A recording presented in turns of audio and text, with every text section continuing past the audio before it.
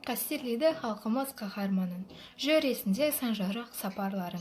Қайран ерлер, қаһарман ардагерлер, қалдау сиреп бұл күнде қатарларың. Жасқанбаған жауынан жарақты ерлігіңді аңыз ғып таратты ел, қаһармандық дегенді кейінгі ұрпақ, жүздеріне сендердің қарап білер.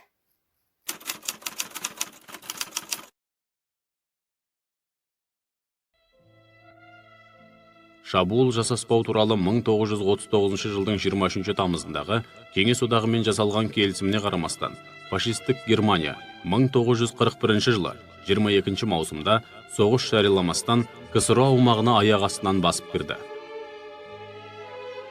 1941-1945 жылдардағы екінші дүниежүзілік ұлы отан соғысы Қазақстан тарихына мәңгі енді. Бұл соғыста әр қазақ отбасынан жүздеген мың адам қолына қару алып, 1,200,000-ға жуық қазақстандық сапқа тұрды. 600 мың қазақ майданда опат болды. Ұлы отан соғысындағы ерліктері үшін 497 қазақстандыққа Кеңес одағының батыр атағы берілді. Қазіргі таңда республикамызда 4,5 мыңдай ұлы отан соғысының ардагері тұрады. Оның 700-ге жуығы Алматы қаласында тұрады.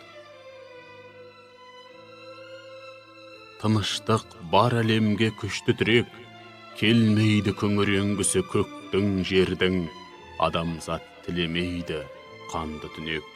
Мезгілсіз от жүректер тоқтамасын, зар жылап, ана ұлын жоқтамасын, жасару жоғалтпасын махаббатын, адамға адам мылды қоқтамасын.